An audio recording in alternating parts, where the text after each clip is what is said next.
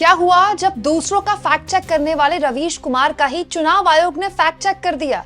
दोस्तों, चुनाव आयोग से लोग सवालों के जवाब मांग रहे हैं। सवालों के जवाब तो मिलेंगे, नहीं मिलेंगे, कब मिलेंगे, कैसे मिलेंगे, ये तो भगवान ही जाने। लेकिन चुनाव आयोग सोशल मीडिया में पिछले 48 घंटे से काफी सक्रिय दिख रहा है फैक्ट चेक करने में। और इस बार तो चुनाव आयोग ने फैक्ट चेक कर दिया रवीश कुमार का, और रवीश कुमार को बता दिया फेक न्यूज फैलाने वाला। दोस्तों, बिहार में जब से वोटरों का पुनरीक्षण शुरू हुआ है तब से एक अजीब तरह का माहौल देखने को मिला है। हालांकि इस पूरे मसले को लेकर सुप्रीम कोर्ट तक मामला जा चुका है, लेकिन सोशल मीडिया में भी चुनाव आयोग पिछले 48 घंटे से काफी एक्टिव हुआ और सिलसिलेवार तरीके से कई लोगों को उसने फेक न्यूज फैलाने वाला बता दिया। उनमें से कुछ योगेंद्र यादव और रवीश कुमार भी निकले। हालांकि दोनों ने पलटकर चुनाव आयोग को जवाब भी दिया है, क्या मैं आगे आपको बताऊंगी, लेकिन पहले जानिए कि रवीश कुमार की कौन सी बात चुनाव आयोग ने फेक न्यूज मानी है। दोस्तों, हुआ क्या, जब ये पुनरीक्षण शुरू हुआ बिहार में, तब अचानक से 6 तारीख को बिहार के अखबारों में अचानक से इस तरह के जो इश्तिहार हैं वो राज्य का जो चुनाव आयोग है उसने छपवाए। और उस वक्त मैंने भी एक खबर बनाई कि भाई चुनाव आयोग आखिरकार लोगों के सामने झुक गया और चुनाव आयोग को अपने इस इश्तिहार में मानना पड़ा कि अगर आवश्यक दस्तावेज तथा फोटो उपलब्ध नहीं है तो सिर्फ गणना प्रपत्र भरकर बीएलओ को उपलब्ध करा दे। तो उस वक्त सोशल मीडिया में सभी लोगों ने कहा कि भाई लोगों की जीत हुई। तो रवीश कुमार ने भी इसको लोगों की जीत की तरह लिया कि आखिरकार चुनाव आयोग को अपने फैसले पर बड़ा बदलाव करना पड़ा। आयोग ने विज्ञापन दिया है कि अब किसी मतदाता के लिए दस्तावेज देना जरूरी नहीं। जिस तरह से फॉर्म भरने की सूचना आ रही थी, विपक्ष को हर जिले से कुछ 100 फॉर्म के ऑडिट की मांग करनी चाहिए, देश को भयानक सच्चाई से सामना हो जाएगा। मतलब इस तरह का एक लंबा चौड़ा पोस्ट रवीश कुमार ने शेयर किया था कि आखिरकार आयोग को अपनी गलती मानकर ये स्वीकारना पड़ा कि बस आप फॉर्म भर के दे दीजिए, क्योंकि ये इश्तिहार चुनाव आयोग नहीं छपवाए बिहार की अखबारों में, वहां के राज्य चुनाव आयोग ने।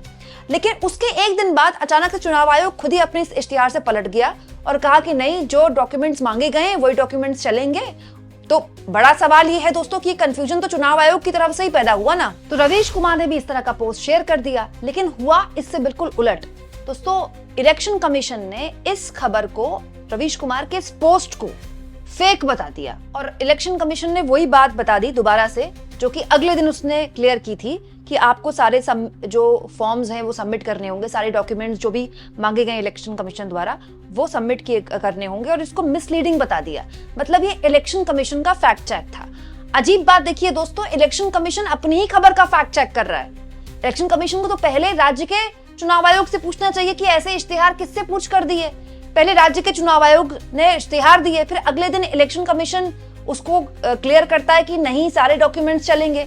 और अगर कोई इश्तिहार छाप रहा है और उस पर कोई पोस्ट लिख रहा है तो इलेक्शन कमीशन ने उसको फेक बता दिया। और तो और दोस्तों, मल्लिकार्जुन खड़गे, सुप्रिया शनेत सहित दवायर की एक डिस्कशन को भी इलेक्शन कमीशन ने फेक बता दिया। जो डिस्कशन दवायर ने किया था दोस्तों, ये जगदीप छोकर के साथ किया था। जगदीप छोकर एडीआर से हैं। एडीआर वो संस्था है जिसने सबसे पहले इस मामले को लेकर सुप्रीम कोर्ट के समक्ष जाकर याचिका दाखिल की। उसके बाद आरजेडी की तरफ से, तृणमूल कांग्रेस की तरफ से भी अब तो याचिकाएं दाखिल कर दी गई हैं, लेकिन एडीआर ने सबसे पहले याचिका दाखिल की है। और चुनाव के सुधारों को लेकर एडीआर लगातार बातचीत करता रहा है। आज से नहीं, सालों से चुनाव आयोग और एडीआर के बीच में संपर्क हमेशा रहता है चुनाव सुधारों को लेकर। लेकिन एडीआर की तरफ से जो जगदीप छोकर हैं वो लगातार पिछले 2-3 दिन से यूट्यूब के कई चैनल्स के साथ उनसे बातचीत करके बता रहे हैं कि आखिर वो इस पूरे मामले को लेकर सुप्रीम कोर्ट के समक्ष क्यों गए। उसी बातचीत का एक हिस्सा दवायर ने शेयर किया सोशल मीडिया में, जिसको इलेक्शन कमीशन ने बकायदा पूरे डॉक्यूमेंट्स वगैरह शेयर करके फेक बता दिया। और तो और दोस्तों, योगेंद्र यादव ने भी डिस्कशन किया था दवायर को, और इस डिस्कशन में योगेंद्र यादव ने दावा किया था कि ये जो विशेष गहन पुनरीक्षण हो रहा है इसमें बिहार में बहुताया वो लोग, क्योंकि बिहार की सीमा दोस्तों नेपाल से लगती है, तो नेपाल से भारत का रोटी बेटी का संबंध है। और दोस्तों, वो जिले जो नेपाल से लगते हैं वहां के लोग खूब घूमने जाते हैं नेपाल, और वहां की बोली और यहाँ की जो बोली है उसमें भी बहुत समानताएं हैं। और नेपाल तो वैसे भी हिंदू राष्ट्र है, तो वहां से तो आज से नहीं, मतलब दशकों से नेपाल से भारत के बड़े गहरे संबंध रहे हैं। तो योगेंद्र यादव ने इस वीडियो में कहा था कि बड़े स्तर पर लोगों को ये लगता है कि बांग्लादेशी घुसपैठियों को बाहर किया जाएगा, लेकिन एक्चुअली में इस तरह के पुनरीक्षण से जो हिंदू बसे हैं, नेपाल से आए हुए जो हिंदू बसे हैं, उनको नुकसान होगा। योगेंद्र यादव ने बात बोली कि मक्खी मारने के लिए आप हथौड़ा थोड़ी चलाएंगे, इस तरह की बात बोली थी। इस वीडियो को भी चुनाव आयोग ने फेक बता दिया। चुनाव आयोग ने इस वीडियो को भी फेक बता दिया और ये भी बता दिया अपने इस जवाब में कि 7 जुलाई तक 2,88,00,000 से ज्यादा मतलब 36% लोगों ने अब तक ये फॉर्म भर दिया है। जो फॉर्म भराया जा रहा है वो फॉर्म भर दिया है। लेकिन दोस्तों योगेंद्र यादव ने पलटकर फिर जवाब पूछ लिया चुनाव आयोग से। योगेंद्र यादव ने कहा, यहाँ चुनाव आयोग को खुली चुनौती है। क्या आप मुझे इस तथ्य जांच किए गए दावे की 36% से अधिक मतदाताओं ने 7 जुलाई तक भरे हुए गणना प्रपत्र जमा कर दिए हैं, तथ्य की जांच करने की अनुमति देंगे? मैं आपको इन नामों की सूची सार्वजनिक करने की चुनौती देता हूं। इसके अलावा आप चुनाव आयोग के आदेश में दिए गए सिद्धांत का हवाला देकर मेरी आशंका 2.5 करोड़ लोगों की मताधिकार से वंचित होने का खंडन नहीं कर सकते। मेरा कहना है कि चुनाव आयोग का आदेश उस सिद्धांत के विपरीत है। कितने लोगों ने प्रपत्र भरा है इसका कोई आंकड़ा बताकर आप इसका खंडन नहीं कर सकते। ये बात मुद्दे से परे है। मैं जो मुद्दा उठाता हूं वो ये है कि क्या उन्होंने चुनाव आयोग के आदेश द्वारा निर्धारित दस्तावेजों की आवश्यकता को पूरा किया या फिर नहीं। मेरी आशंका चुनाव आयोग द्वारा मांगे गए 11 प्रमाण पत्रों के कवरेज के बारे में आधिकारिक आंकड़ों पर आधारित है। यदि आपके पास कोई साक्ष्य है तो उसे रखिए, नहीं तो फिर नए फैक्ट चेकर को नियुक्त कीजिए। मतलब योगेंद्र यादव ने पलटकर चुनाव आयोग को ही चैलेंज दे दिया है कि आपने मेरा फैक्ट चेक तो कर दिया, लेकिन अगर आप कह रहे हैं कि 36% लोगों ने प्रपत्र भर दिए हैं तो सार्वजनिक कीजिए उन लोगों के नाम।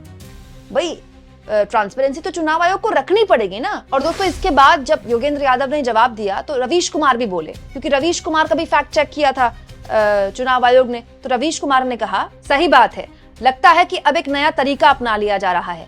अपनी संस्था की संवैधानिकता का लाभ उठाकर सवालों का मुंह बंद कराया जा रहा है। सही है, जितने फॉर्म भरे हैं उन सबको पब्लिक स्क्रूटनी होनी चाहिए। उनका फैक्ट चेक कौन करेगा? जितने फॉर्म भरे हैं, कहां भरे गए, कैसे भरे गए, क्या उसका फैक्ट चेक नहीं होना चाहिए? ये फैसला इतना बड़ा था दोस्तों कि इसको लेकर बाकायदा प्रेस कॉन्फ्रेंस मुख्य चुनाव आयुक्त को करनी चाहिए थी और लगातार प्रेस कॉन्फ्रेंस करनी चाहिए थी।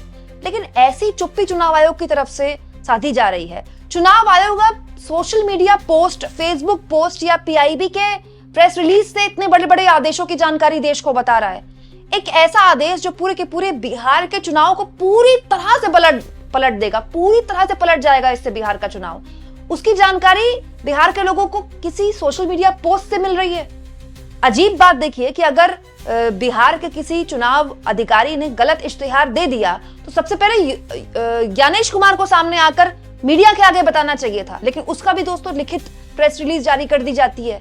अब बड़ी बात यह है दोस्तों कि योगेंद्र यादव ने पलटकर चुनाव आयोग को ही एक तरह से चैलेंज दे दिया है। अब दोस्तों योगेंद्र यादव का चैलेंज चुनाव आयोग मानता है कि नहीं मानता है तो आने वाला वक्त बताएगा, लेकिन मैं चाहती हूँ कि चुनाव आयोग आज का इंडियन एक्सप्रेस का ये अखबार देखे। दोस्तों इंडियन एक्सप्रेस लगातार इस मामले में बहुत शानदार काम कर रहा है और आज 5वां दिन उसने इस श्रृंखला में रखा जहां पर उसने बताया कि देखिए कितनी अजीब बात है। डोमिसाइल सर्टिफिकेट सबसे ज्यादा डिमांड में है, जो 11 सर्टिफिकेट मांगे गए हैं। 11 प्रूफ में से कोई एक देना है आपको बिहार में, अगर आपको अपना नाम दर्ज करवाना है वोटर लिस्ट में, तो उनमें से एक डोमिसाइल सर्टिफिकेट है।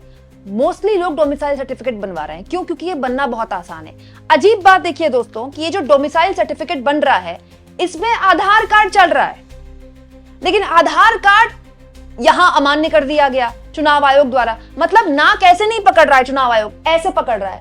आपने चुनाव आयोग ने आधार कार्ड को अमान्य कर दिया, आधार कार्ड को प्रूफ नहीं माना, लेकिन जो डोमिसाइल सर्टिफिकेट आप मान्य कर रहे हैं वो आधार कार्ड के साथ बन रहा है। मतलब एक वोटर के लिए आपने कितना लंबा कर दिया प्रोसीजर। और तो और दोस्तों right to public service centre हर ब्लॉक में जो लोकेटेड हैं, उन्होंने बकायदा बताया है कि 70,000 डोमिसाइल सर्टिफिकेट रोज मिल रहे हैं। 70,000 डोमिसाइल, जिसमें से 9,12,992 अभी तक पेंडिंग है।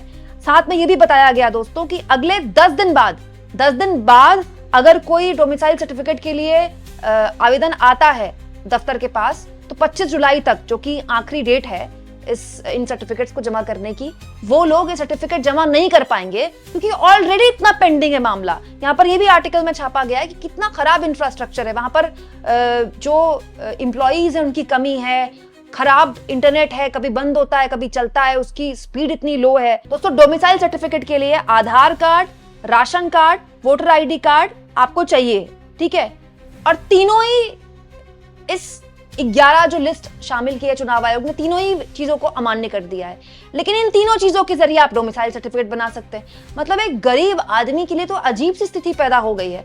लोगों के लिए एक सवाल खड़ा हो गया है कि चुनाव आयोग जो अपना वोटर आईडी कार्ड इशू करता है पिछले लोकसभा चुनाव में, उसको नहीं मान रहा, लेकिन चुनाव आयोग उस आधार कार्ड से बने डोमिसाइल सर्टिफिकेट को मांग रहा है जिस आधार कार्ड को वो खुद नहीं मान रहा।